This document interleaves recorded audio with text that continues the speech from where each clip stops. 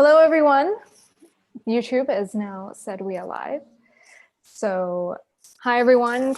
Thank you for tuning in to another live artist interview. Good morning, good afternoon, good night, depending on whatever your time zones are. Today, we are talking to the legendary maker of groovy things, Mr. Jason Freeny. So, how are you doing today, Jason? I am doing just fine, thank you. That's very good. I got my coffee. Early morning, need the fuel to go. So today we're going to go on a little adventure with this interview through your journey as an artist. And we are also here to talk about this guy behind me, the XXPOSED Spongebob.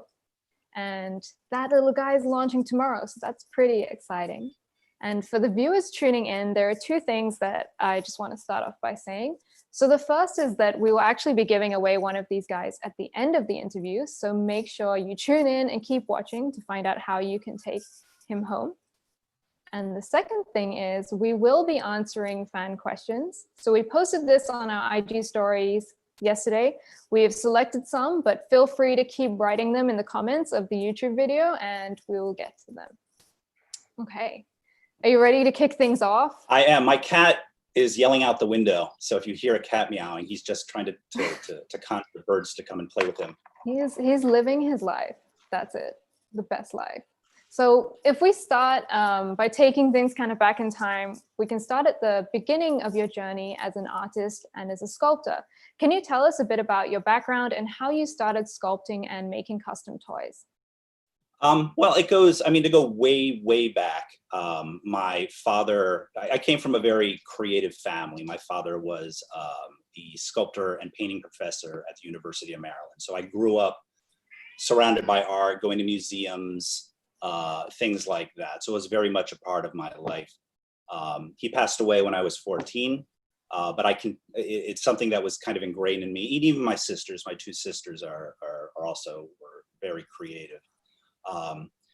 After high school, I was accepted to Pratt Institute in Brooklyn, and I went there not really knowing what it is that I wanted to do. I think originally I wanted to be an illustrator or a painter. And it wasn't until I went and visited the industrial design department and walking through their main hallway and seeing all these really cool models and prototypes that people would make of their designs of, coffee makers or whatever. And I just wanted to learn how to build those models. I was like, wow, that is really cool. So I took industrial design because I like to design, but mostly because I wanted to make prototypes. Sorry, my lights are like going crazy in this house. So just keep going and ignore I will keep going. So after I left Pratt, I started working at a design studio in Manhattan, in Tribeca, and doing a lot of murals and installations in public spaces. I think my main client at the time was Planet Hollywood. So I was doing a lot of Planet Hollywood interiors and designing things like that, and then traveling around and painting murals. But I was also doing a lot of little models and things like that. After some time, I left there and I started working with MTV in their special events department, and also I was a freelance, so I would bounce around. The special events department at MTV kind of caters to the entire Viacom building. So it was like VH1 and Nickelodeon and all these other things. And I was doing a lot of like trophies and props and stage sets, trade show installations, things like that. And after that, I went and I worked at, I know Udon. After that, I went and I did a little stint at ESPN for a while in their early mobile development for their mobile app. This is before, the iPhone and everything. So it was on the little flip phone. They had their own phone, and that didn't last long. I think that they closed that whole division down in less than a year. And then I went and I started working for a toy invention studio, and that's where I got into the toys. Also living in Manhattan, I had right down the street a Toy Tokyo, which was within walking distance. And that's when I discovered you know, designer toys, mostly keys, which are little bears. I don't think they make them much anymore, but that really inspired me. Like, wow, I want to do that. That's Kendra. Hello. So that's kind of when I got into the designer toy stuff, but I was always still doing my own thing. I did a whole series of, yeah, I like doing pinup illustrations. This was back in the mid to late 90s, and kind of pinups were, you know, kind of making like a retro comeback. And I did an illustration. My first anatomical illustration was around 2000 of an incubus, and I mapped it out very much like an infographic that you would find at, you know, your doctor's office. But that was my first thing there. And it wasn't until the economy started to tank that I kind of lost my job. I didn't have a lot of work.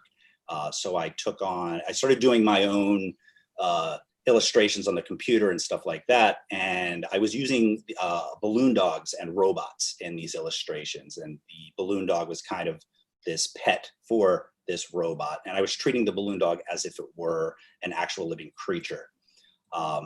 My love of science and anatomy kind of sprouted the idea of, like, if this, you know, we're shaped the way we are because of our bones and our muscles. And I'm like, here's this balloon dog.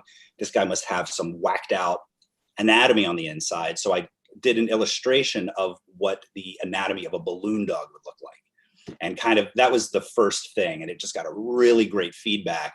So I started doing other things that were, you know, inanimate, mostly non-licensed, because at the time, this was 2006, 2007. At the time, I was afraid of, you know, license infringement. So I did a Gummybear, and then a gingerbread man. And then at some point I started looking at my toys and being like, yeah, I'd like to dissect these toys. And I mostly characters that had strange shapes. And I think the Lego minifigure was the first one that I looked at that I'm like, God, because he's all square. And so he must have this square rib cage. So it was my interest in searching out these characters and their odd shapes to look at the odd skulls and rib cages and everything like that. This is Kendra, by the way. Hi. Hello. But that's pretty much how I got to where I am. I mean, at some point when I did the Lego minifigure, I was terrified of, like, oh my God, I'm going to get in a lot of trouble. But I was very, you know, PC about it. I didn't, you know, I thought about whether I should give it genitals and things like that, because I'm very much a purist and a realist. And just for the sake of not offending anybody, I left the genitals out. But it went over very well. And then it just kind of started from that, and it kept snowballing. Yeah, I think that's quite cool. I like how you put it, you know, the idea of bringing life to these inanimate objects. I think that's quite a cool thing to do. And, you know, as most of our viewers know, you definitely have this signature style that has developed. And touching back on this, I was reading an interview that you did in 2018, and they had this really, really good quote where they compared you to Leonardo da Vinci, because both of you dissect things to find out what's inside. And I thought that was such an amazing quote. But I mean, leading on from this, how did this idea kind of come about? Was it just one day you've always been interested in anatomy, or you just decided to do it one day? It was all of the above. It was a combination of, you know, going back on my story of kind of how the idea was sparked, but it was, I love infographics. I love toys. I love anatomy. And it was kind of putting all those things together. Before then, I've always been a sculptor. And at the time I didn't know, I like the aspect of designing two-dimensional, because you can always make reproductions. You can always print, you can always do an illustration and do a really nice print of it. And you can, you know, for people to, you know, that they can purchase those or whatever. Sculpting didn't really offer that. At the time it was, you know, you have your one sculpt. If you wanted to reproduce it, you could bronze cast it. I mean, there weren't a lot of options. This is back in the 90s. So when the whole designer toy movement kind of kicked in, it was filling that reproductive void. It still wasn't as cheap as making a print, but it was certainly cheap enough that now I can make reproductions that people can afford. Mm-hmm. Yep. So, I mean, there's no doubt that XXRAY has definitely taken off and has become a very successful line. And although this dissection element might be your signature style, I would say it's very clear that you're not a one-trick pony. And, you know, even looking at this guy behind me, the up-and-coming Spongebob XXPOSED. So as you can see, this piece has a very different kind of dissected treatment. Going on from this, I'm going to throw like a two-part question your way. So how did the evolution of XXRAY lead to XXPOSED? And what would you say was the main difference in your creative process when you came up with this guy? I've lost count of how many anatomy sculptures I've hand sculpted. And it's probably upwards of 150, 160 different characters. I loved doing them. I loved, I could think of what it would look like in my head, but it wasn't until I would physically realize it before I actually got to see what it looked like. And at some point, I mean, any artist that does things where they take a concept and they keep doing it, at some point you fry out on it. And so I still love the anatomy. I still love the characters. I still love the dissections.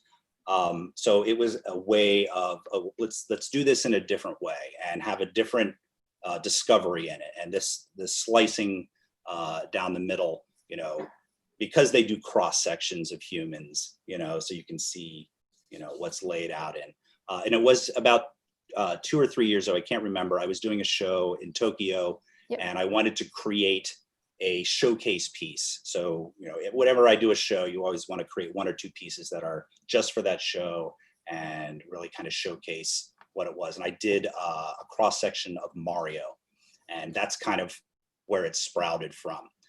The other thing is that when I originally started sculpting, I always loved like the visible man and the visible characters. This goes way back to the 1960s when they would have toys that were clear and you could see what their anatomy was and what's on the inside.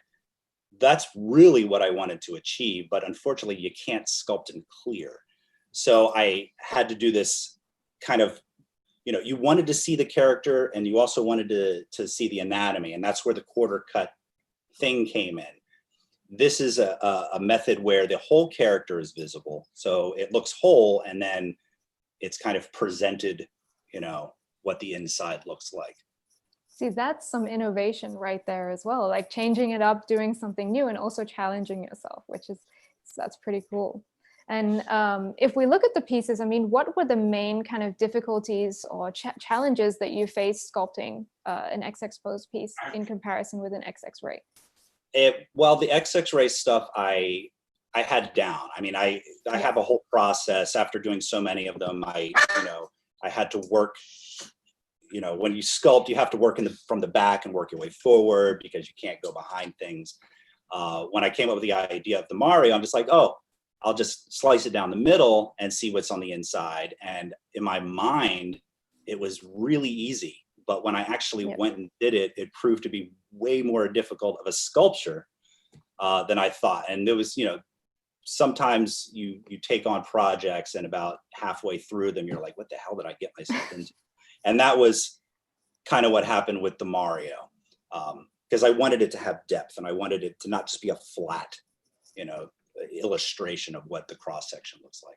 I'd love to do one where it's like it's sliced like 6 times so you can see what progression is as you go through. And how, you spoke about the Mario piece. How long roughly did that actually take you to sculpt, and what was that like?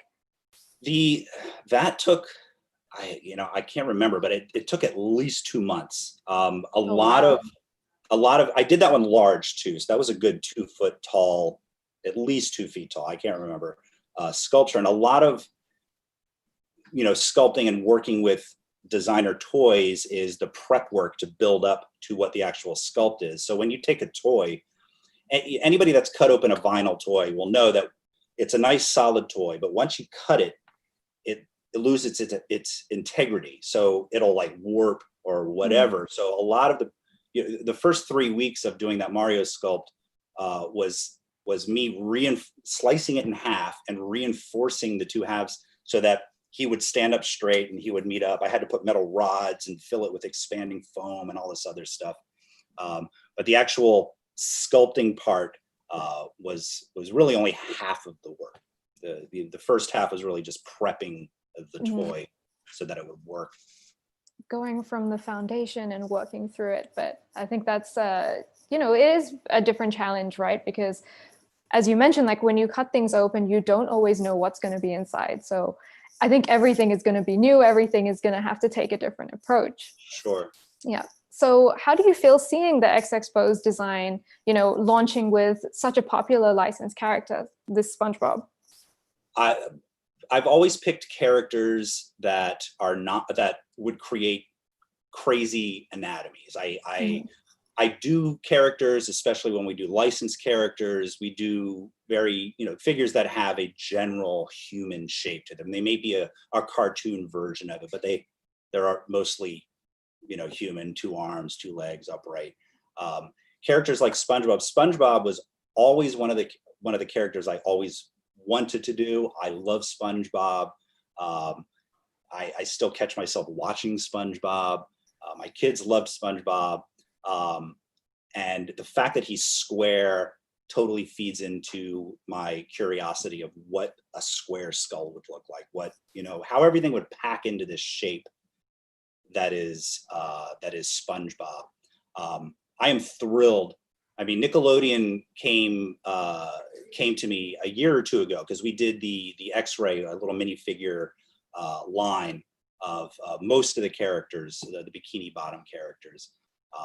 But SpongeBob was always a character that I always wanted to do. And when they contacted me, I was like over the moon. I'm like, finally. I mean, SpongeBob, Warner Brothers, the Bugs Bunny, all of these characters that have these really deformed shapes are things that I love to do. So I'm super psyched that they were on this concept very quickly. Yep. Are there any other characters that you would like to see receive the same XXPOSED treatment? All of them. Everything. And, you know, going back to what I was saying before, this is definitely a different style from the XXRAY pieces, but you also have the melting style. So let's kind of dive into that a little bit, stepping away from the XXRAY dissection style and going into this melting aesthetic that can be seen with the melting bomb that launched earlier this year with Mighty Jaxx. So how did this melting aesthetic come about? That will go into my curiosity and that's purely a sculpting satisfaction. I like taking objects that are one material and then turning it into another material. So that was an instance where I wanted to take something that was solid and then turn it into a liquid. You know, I want them to be as realistic as possible, but they come out of me as they come out of me. I remember I used to force things it has to look this way, it has to look this way. And my style would always get in the way. And it wasn't until I got to a certain point that I just accepted how I sculpted and it's gonna look this way. And it was a very liberating, time. So they come out a little cartoony, not what I originally wanted, but I've grown to accept it and I've grown to love it. So the whole melting thing is just, it's really about materials and trying to manipulate something, a clay to look like a material. I don't know, maybe other sculptors will get it, but it's all about tricking the eye. Yeah. And that's really where that comes from. Yeah, and I mean, the structure of the piece itself is very intricate looking at the melting bomb. So were there any difficulties you faced when sculpting this? I don't think so. I like to run, when I come up with an idea, I rarely sketch it out. I'll sketch things out to get sometimes just just to see how things relate to each other. But as far as the structure and as far as, everything, I just jump right into the sculpting because I can see it very clearly in my head and I will run through, I'm going to do this. I'm going to, how to achieve certain results. I'll run it through my head 5-6 times. I'll spend 3 days just thinking about how I'm going to sculpt it before I even jump into it. So, because I like avoiding problems, I would say 95% of the time I have no problems going through the sculpt because I think it through so much. But something always comes along and throws a curveball. Yep. And this was not one of them. Yeah. But, you know, talking about that and facing challenges, what do you think is the most challenging sculpture that you've done so far? Oh man, that's hold on, let me see what the Mario was certainly one of the most challenging. I've run into challenging sculpts from time to time, and I can't really think of any. Oh, I did. I came up with this idea of a Rubik's Cube, where Rubik's Cubes are, you know, it's a shape, but you solve it through color. And I was thinking, well, why don't we, there's no reason we can't make this an object with texture. And instead of solving it through color, solve it through texture or a shape. So I came up with this idea of doing a kind of a cross section, like if you were to cut a cube out of somebody's rib cage and turn that into a Rubik's Cube. And I did a large one. I found a large, like 9-inch Rubik's Cube to use as my base, at least the mechanism on the inside. So I didn't have to sculpt the mechanism, but I used that as a base. And that one was a very tricky one. That's one of my most favorite pieces that I've done so far. Yeah, it's the hard work you put in, all the love and all the hours. Usually that follows up with a sculpt that like is super easy because I'm like, I want to do something that just time to relax. Short time. So I'm going to touch on a fan question that was sent in on YouTube from DR Toys. And the question is, what is the main material you sculpt with? That is hands down the question I get asked more than any else. Anytime I'll post a picture, there's going to be at least 1, 2, 3, 4 people. What kind of clay are you using? It's a 2-part epoxy clay. There are several brands. I don't get into naming brands. They don't pay me any money to use theirs. I mostly buy the brand that I use because I can buy it in bulk, and it works. So there's 3, 4 different brands. They're all slightly different, but they all have the same end result. But it's any 2-part epoxy clay will get the same you result. guys heard it here first. Actually, the 19th time. First time on YouTube Live. There you go. So with this current stay home, situation that we're going through now, do you feel more or less productive? And are there any sculpts that you're currently working on that you're very excited about? I don't think much has changed. I mean, it's a little less because I'm, trying to, as an artist, you tend to sit in a corner and create your art. And I've always been a work at home person ever since I started doing this. So the whole social distancing thing, the only change that has happened is I love food and I'm not going to any restaurants. I like, walking around the city. That's not happening. But otherwise, my work schedule is pretty much the same. People get inspiration from different things. And I've seen a lot of people doing artwork, taking on the COVID situation on the globe. Some people are very serious about it. Some people are making political statements. I just like to have fun, and an idea that popped in my head, the project that I'm still currently with. This sculpting is actually here. The sculpting is done. This is my little, he started off as COVID, but it's it's if he's everything's reversed. He's a little kid who just got his booster shot.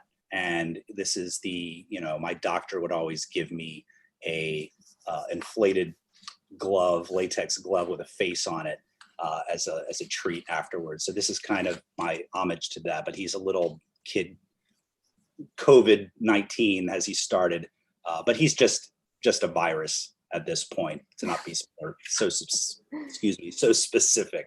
But this is the project that I'm working on right now. Oh, that looks awesome. What are you using for the balloon rope? Some galvanized steel wire. Keep it reinforced. So, as much as we enjoy seeing your work, let's talk about how you feel when your work is showcased. And, you've definitely been to many toy conventions and different events over the years. Could you share which one is your favorite so far? Anytime I go to one that it's for the first time is my favorite. And then my favorites are also ones that I go back to. The designer toy family is literally that. A lot of, I'll see old friends at these things. We all kind of travel around to these things together. Some people will, just stay in Asia, or some people will stay in the United States. My favorite ones are ones that are very much toy specific. It's hard to say what my favorite is. The one, like Designer Con is really good because it's all about just the artists and their designs.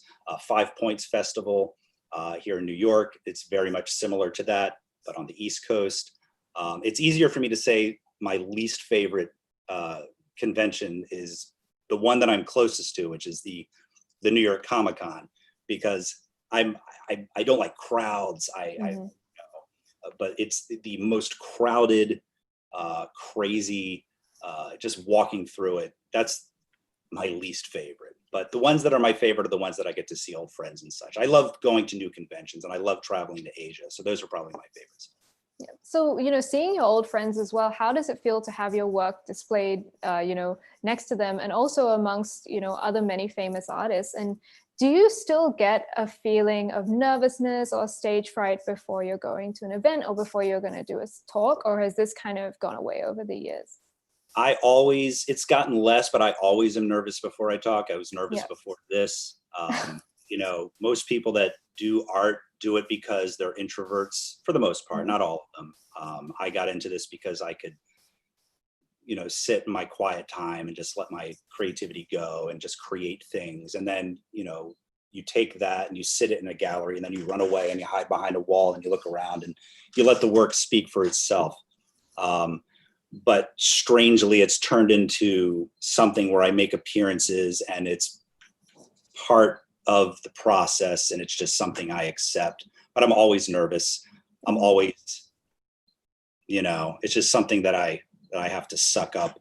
I put on my social Jason skin, and because the most part I'm pretty quiet, and I just I like to eat good food and just explore things. But yes, I absolutely I'm always nervous. It's like your alter ego has to come out for a little bit. Yeah. It's exhausting. And other introverts will understand. But does it make you feel, more excited that at least you have other friends there, and you're not the only one in the room? And absolutely. I am lucky beyond belief. I don't take what I do for granted. Any of the success I have is I look at it as a gift. It could all go away tomorrow. I never take any of this stuff for, I worked hard for it, but everybody works hard, so it's not special in that sense. I consider myself very lucky. Yep. And so last year you had the Jason Freeny Expo in Taiwan and Shanghai. And unfortunately, I didn't get a chance to check it out, but I saw a lot of videos of it on YouTube. And I thought it was really cool because you see so many different people, different ages, all going and just having loads of fun. And, how did it feel to have an exhibition at such a scale? I was blown away. I'm here in New York, and this was going on on the other side of the planet. So I'm involved in it, but it's always on a computer screen, so everything I see is two-dimensional, whatever, and I can try to imagine it. But once I got there and walked into it, if you go back on my Instagram posts, I was just like, it's like I've woken up in bizarro world where one day I'm sitting at a table making little tiny things, and now I'm walking in, and some of these things were 25 feet tall, 20 feet tall. That's probably exaggerating, but they were big. So it's surreal. It's everything coming to real life, So we actually got a lot of fan questions as well, asking you to come in, when are you going to different countries and when are you going to go here and there? So I think, at this moment, the situation, everything is a little bit up in the air. But if you guys have any suggestions for where you want to see an expo or where you want Jason to visit, you can leave it in the comments below. And, we can see what happens when things start to open up a little bit more. And, asking you that question, when all the travel restrictions are kind of lifted, is there any place that you really want to go to next? I think we've been planning on doing something in Hong Kong, which I've never been to. I'd like to, do Hong Kong. I just like to, I'm so used to my year being broken up into little blocks. And at this point in time, we've missed, Thailand Toy Expo, 5 Points was canceled. We're still holding out that hopefully Designer Con, but Designer Con will happen, but you never know. It's a bit disorienting, because I got so used to a pattern. So anything, Singapore, I love Singapore, probably one of my favorite places to go. But that wouldn't be until December. We'll wait and see. It's likely it's not going to happen, but you know what? It's rough for everybody. So. Yeah. And I mean, speaking of Singapore, last year you were with us at the Singapore Comic Con, and, there were a lot of people showing up at your autograph session, and you definitely met some super fans who had a lot of different pieces of your toys and asked you to sign them. How does it feel seeing your art loved by so many people around the world? I'm absolutely blown away. It's surreal. It's I wish and hope every artist has the success that fulfills them. I consider myself very fortunate. I know I've said it before, but I love meeting the fans. Without them, I'd still do it, but it just wouldn't be. I don't know. It wouldn't be as fulfilling, I don't know what else to say to that, but I love meeting the fans, and I'm always blown away. Yeah, people will show up with stacks of toys, who knows, they're selling them, whatever, doesn't matter. Just the interest is very satisfying. Absolutely. Yeah. So talking about fans, I think we can dive into some fan questions now. So Sure. We're going to pick some stuff from our IG story and then also some of the YouTube live questions. So the first question that I'm going to ask you is from Manchild Studios on Instagram, and they are asking, what keeps you inspired? I don't know. I wait for inspiration to happen. It usually happens at weird times, usually at 2 a.m. when I'm trying to go to sleep, or when I'm sitting on the train and just staring out the window. I never know. Those times where you have no inspiration are always the most terrifying to an artist. So just like everybody, I keep a sketchbook. If I have an idea, I don't have time to do it, I'll write it down. I'll sketch it out really quick just to save the idea. Some ideas they don't seem so great in your head at the time, but you put them down anyway, because a lot of times that will sprout into something else. But anytime I try to force inspiration, it rarely works. So sometimes it works, but I don't have any main source. I do know that travel and seeing new things and exploring are one of the things that makes me feel the best. So, if I were to hope for anything to inspire, that would be it. Doesn't always happen though. It's good. The world around you, so many different things. So the next question is from Stray Cat 6, and they're asking, what is the favorite thing you've ever made? Easily my balloon dog, first piece that I did. It was, it's still kind of the whole launching of that. And then the next thing would be when we started producing the Batman. I think Batman was the first one where we did, ultimate goal, like I said, was to create like a Visible Man. If you're too young and you don't know it, do a search, Visible Man. It's a toy that was out in the 60s where it was a human figure that was clear and you could see all the anatomy inside, and it was a kit and you could take it apart. That's what I've always wanted to do. So the balloon dog, and when that Batman that we did, the XXRAY Batman, that was me coming to fruition with what it is that I ultimately wanted to do. So those are my two favorite things. And we got a question from your daughter as well, and she says, "Hi, Dad." Hi, T. And my son Griffin too. He's probably still sleeping. Another one coming in from YouTube, from NGW Jable. Hi, Jason. What is the character that you want to dissect the most currently? Oh wow! I've done most of them. SpongeBob was always kind of like the thing that I was chasing, and it's not that I couldn't do it. It's just that I could never find, when you use toys as your base, you want to find just the right toy, and I could never find the right SpongeBob. There was always something about that just kind of killed it. So when they originally came to me, they actually supplied me with exactly the toy that I wanted. They're like, okay, we're just going to make it for you, which was great. Barbie was another one. I always wanted to dissect Barbie. When I first started doing pieces, I would do it with polymer clay, with Sculpting. Part of using Sculpting is you have to bake it. And while that works okay with vinyl, like you can put vinyl in the oven if you do it just right. I don't recommend it unless you know what you're doing, but the melting point of vinyl is slightly higher than the melting point or the baking point of Sculpting. So it works, it softens, but it all hardens up. ABS plastic, which is the plastics they use for like Legos and parts of Barbie, anything that's hard and solid is an ABS plastic. That melts at like 130 degrees or 140, 175, somewhere around there, way lower than the temperature it takes to bake Sculpting. So anytime you would use a toy like that, it would melt. And Barbie was one of those things. And when I discovered epoxy clay, where it would harden on its own within a relatively short time, then I achieved that. But as far as, My Little Pony, I want to, not My Little Pony, or even the Sanrio characters, I'd like to do a series of this. It's more of licenses that I'd be interested in. I pretty much taken care of all the sculptures, the character sculptures, that I've wanted to take care of.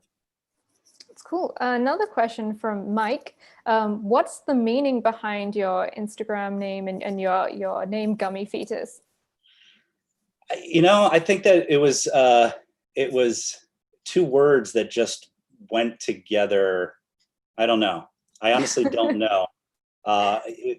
When I first started doing the anatomies, the Gummybear was probably I think the second one I did after the balloon dog.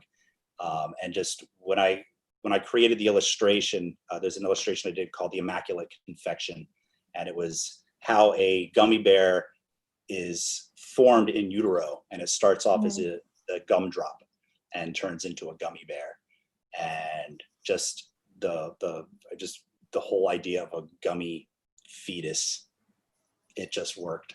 It was born. Yeah. Next Nobody question. else was using it. I didn't have to do Gummy Fetus 9-7. That's true. It's your unique name. So another question coming in is, how do you balance your life and your work? My work, it's hard. The beauty of doing what I do and working for yourself is you can create your own schedule. So thank God for that. And that way, everything works around, okay, I have to do this because this store is open, or I need to order this or whatever. I am fortunate to be self-employed where I can just create my own schedule. So. Yep. We have a question from Jackson from Mighty Jaxx, and he asks, do you like In-N-Out or Shake Shack? They are excellent question, Jackson. I like both. They are two very different approaches. I love Shake Shack. It's your greasy, drippy, sloppy, burger, and then the In-N-Out burger, which anytime I go to the West Coast, there's a Shake Shack. I'm sorry, an In-N-Out burger literally right outside of the airport, and every time we go, That is our first stop. It's a lighter, cleaner burger. It's very consistent. And I guess that's the best way to describe it. It's a sloppy, delicious version or a clean, delicious version. They're two different monsters, and I love them both. If I had to pick one, if I had to pick one to go with, if I had to eat that the rest of my life, and I know my New York people would hate me for it, but I would go In-N-Out. Because I can eat multiple In-N-Out burgers. Shake Shack, you know, it's a little heavy after a few. Yeah. So we're lucky. We have Shake Shack, but we don't have In-N-Out yet. We don't have In-N-Out on the East Coast either. And from what they say, they're not going to do it. Whatever. But Shake Shack, the flaw in the In-N-Out burger are their French fries. Their French fries are kind of floppy and whatever. Shake Shack has excellent French fries. So if it was going to be a package thing, fries and burger, going with Shake Shack. If it's going to be just the burger and I had to eat it for the rest of my life without the other one, I would go In-N-Out. And that's the debate just done right there. The next question from Vanillish TV. What do your children think of your work, and do they collect designer toys as well? They grew up with it. My son, when he was very little, he was very interested. Both my kids were very interested in it. They collect. My son collects vinyl toys mostly through what I have, or what, I'll go to a convention, and if he sees a toy that he likes, oh, can you grab this for me? And I'm like, I'll do my best, I'll get it for you. And he, every once in a while, a toy that I do will come out with a character that he likes and he'll be into it. But it's very much just what Dad does. My daughter, she makes her own toys. She makes her own plush. She's extremely, she has like a creative drive that is insatiable. She's always making something to a point where it's kind of maddening. My own personal creative, I didn't really kick into making, being super creative until I was in my early 20s. So as far as my son goes, he's still a little younger than I was. I was pretty much doing what he was doing. So who's to say that in like 3 or 4 years, 5 years, that all of a sudden it just snaps and he just wants to get very creative. But, both my kids like my stuff, but it's what Dad does. When I was little, my father was a sculptor. It's just like, my dad's a sculptor. I think that kind of goes with everybody's kids. It's just what your parent does. Yep. And so I think we'll leave it at that now for the fan questions, but anything else, keep them coming in the comments, and we can get you some questions and try and get some answers at a later time. But we'll move on a little bit and talk about kind of the evolution of your sculpts. So you've seen your pieces transform, starting with the sculpt itself and going into pixels and then to polystone or vinyl. But with the recent launch of the woodwork dissected Elmo, that was the first time, or a piece has been released on our premium. One of your pieces has been released on our premium work domain. And, there's now the option of having a wooden piece.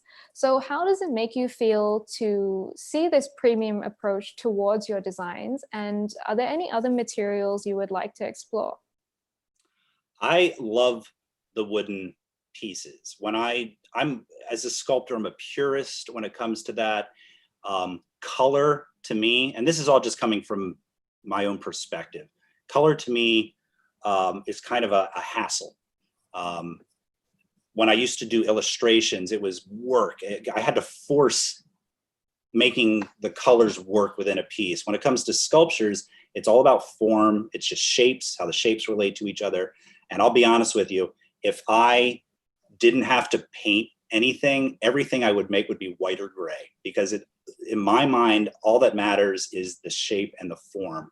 I color them because people like them colored. Sometimes they need to be colored because, whatever it is that you're portraying needs a color reference to get that point across. I totally forgot what your question was.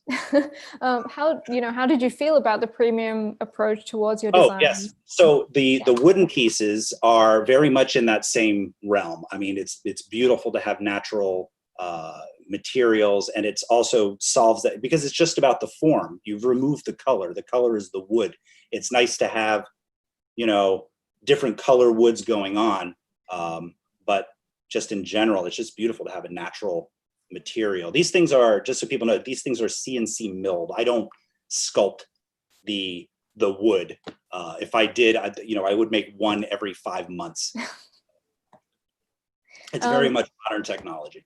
Yep. And besides wood, what other materials would you like to explore? I would like to do some things in chrome, but not fake chrome, like real chrome. Like it requires the underlying form to be metal, to nickel plate it and things like that. I mean, there's painted chrome that looks really good, that you can do, but really chrome, metal, glass, I mean, anything, really. Well, there are many potentials, many different designs. So Yes. you never know what could happen. Chocolate. I want to do actual chocolate things that you could eat. It could be done. And so I think now we're kind of nearing the end of the interview. So I think this is a good time to kind of check in with you and how your life has been with this new stay-home kind of lifestyle that everyone is basically had to adapt to. And we saw a post on your Instagram page from a few months ago where, you've mentioned that you are an introvert and social distancing has been something that you've been doing since forever. So how has your quarantine life been so far? I have a very small group of friends that I hang out with. I keep my, very close people. I like people that are real and that are positive and things like that. And there's maybe 3 or 4 people, at least near where I live, that I like to go out to dinner with. My friend Adam, hi Adam. We miss having dinner with you. We miss those things, going out and doing things. My life has changed because my children are home all the time now, which is different. And one of the positive things that came out of that, outside of being able to, because I love spending time with my kids. I wish that there was no school ever and they could just stay home all the time. But I've been playing more video games now than I have in years. I kind of fell out of video games around 2000. And I just kind of play with them here and there. But I have rediscovered video games. I've always been an old school, PlayStation. Here you can see my Galaga machine right here. I mean, that's my favorite game of all time. I'm old school. And I've always rejected or tried to stay away from the new 3D, running through worlds and doing stuff. If there's more than 3 buttons, I'm screwed. So this whole thing where, playing video games with my kids in these worlds, I'm getting used to it, but I have rediscovered my love of video games. So that would be the biggest thing. So would you say you've picked up any new skills as well during this time? I don't think so. I mean, he's a really good cook. Oh, I'm a really good cook. What's your signature dish? It's true. He's a really good. He's been cooking a lot. He's really. That's true. But I was cooking before the pandemic, so.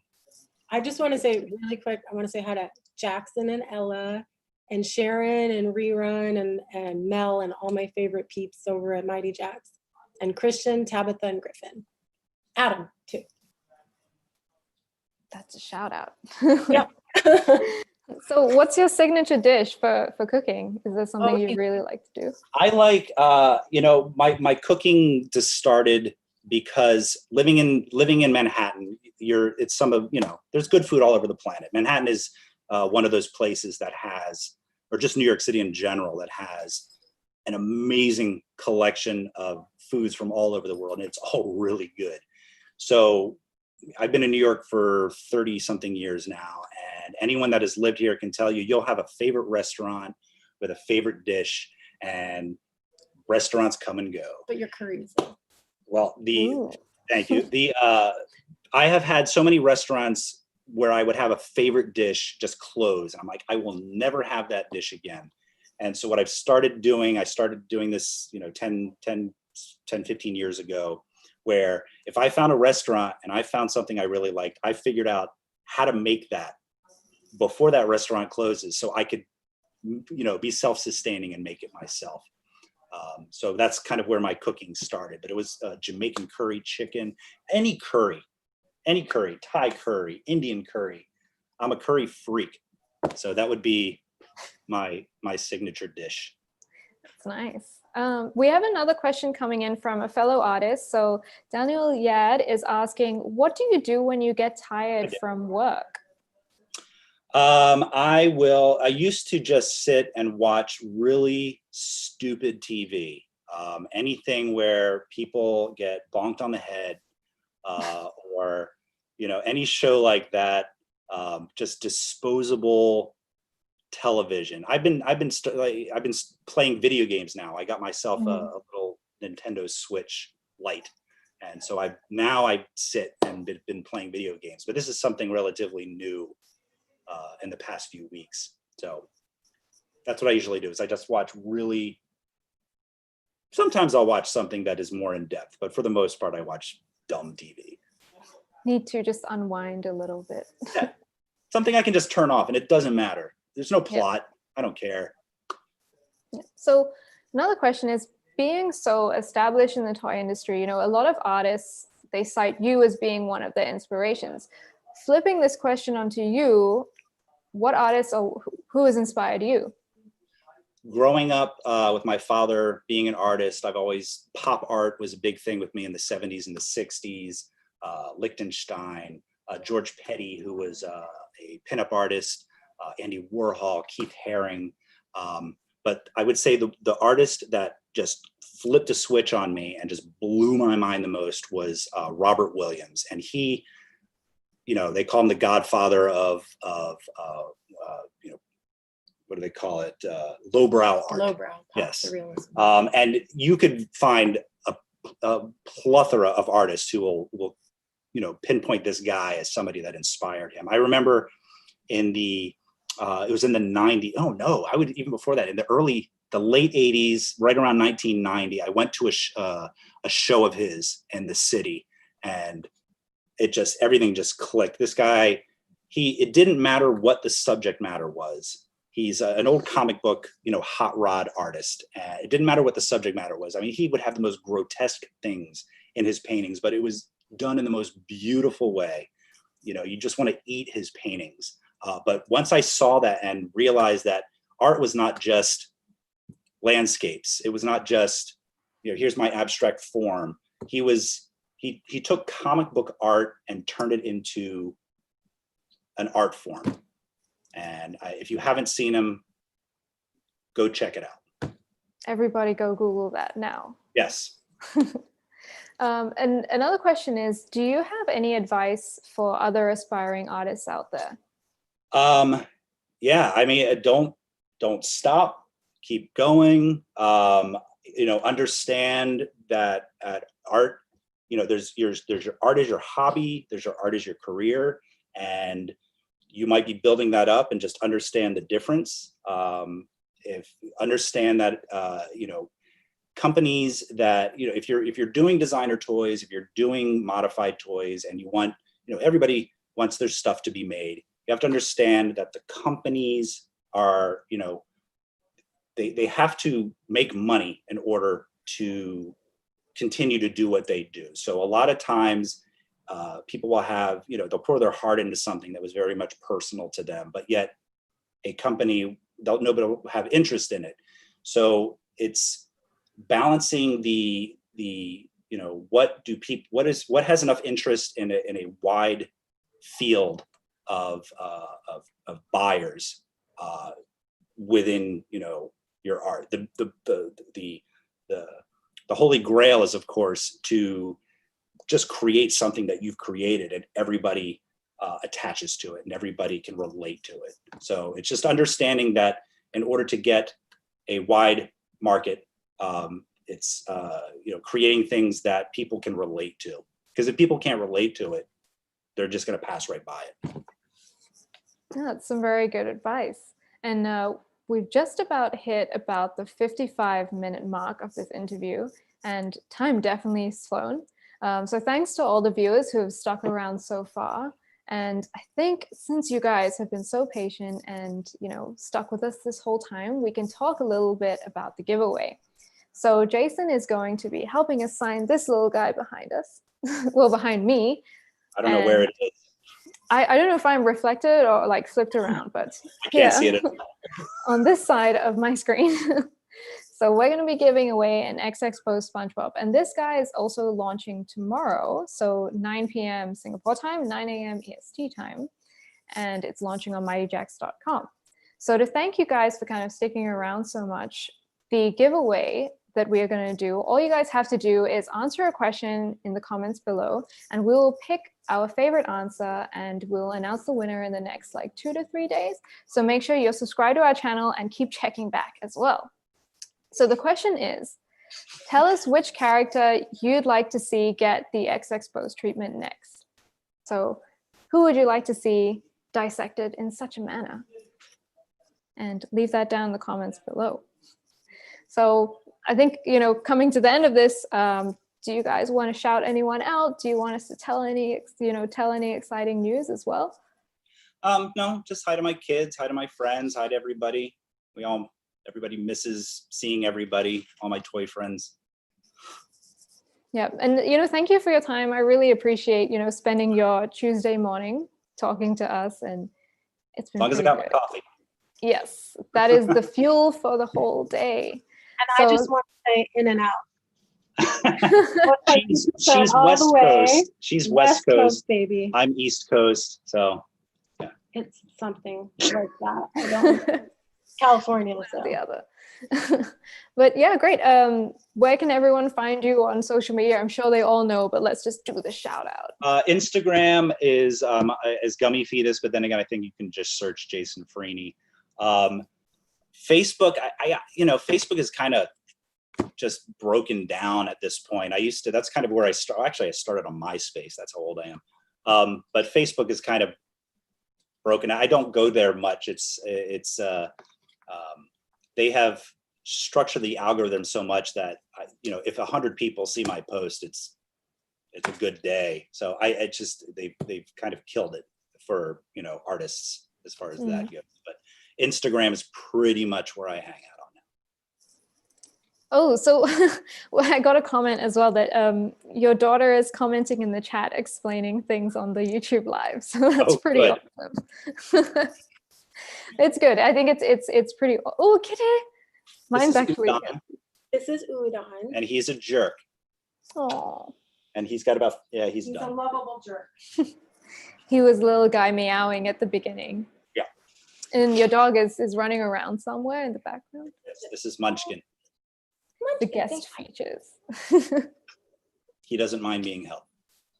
Oh. Yeah, most cats are not fans. I've had 20, 25 cats in my lifetime. When I was little, we had multiple cats. They're all different. I've had cats that you just couldn't get them off of you. They were so affectionate. Yeah. Very, very personality based, these kitties. Mine's like running around as well, just meowing.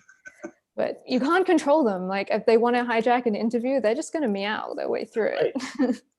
Last time I was on, he sat on my table here and cleaned his butthole.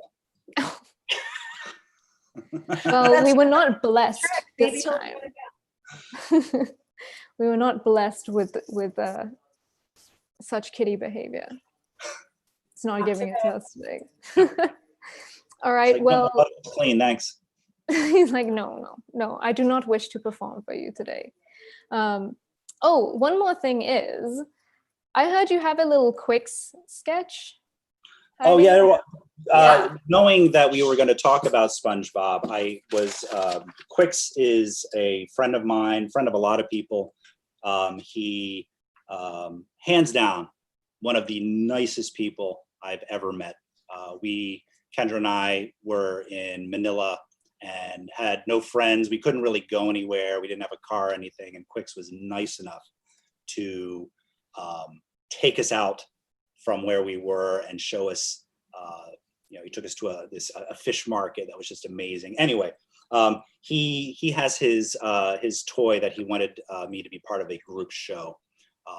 And so something I completely forgot about. But then I was like, oh, you know, it was like, oh, you got to send in your piece in 2 weeks. I'm like, oh my God, I completely forgot about this. So I really quickly did. And it was very similar to this Spongebob, except I did it in a 2-dimensional painting of it. But I just wanted examples of some of the work. But this is what I'll do is I'll trace, let's get it in there. I'll trace the shape of the toy when I cut it in half. This is the drawing I plotted out for his anatomy. And I know you guys are giving away a Spongebob.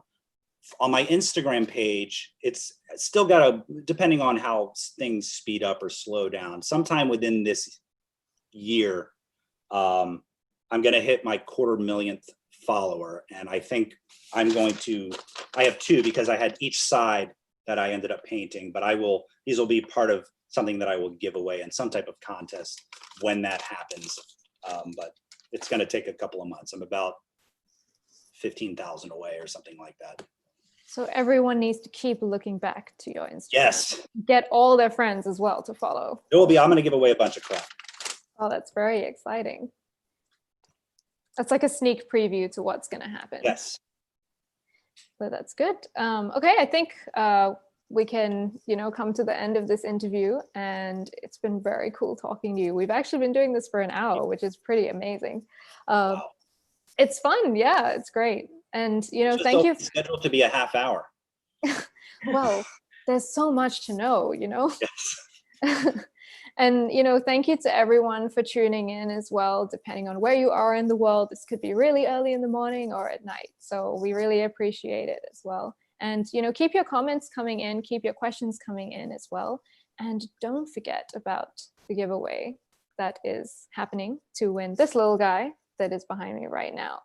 So if you would like to win him, tell us which character you would like to see receive the XXPOSED treatment next, and you never know, it could strike some inspiration and it might just happen. So yes, I think we can say goodbye. And, thank you for joining us today, Jason and Kendra as well. That's been really awesome talking to you guys. And the little cameos from the pets as well. Okay, all right, thank you, everyone. You can say bye. Thank you for having me. All right, bye.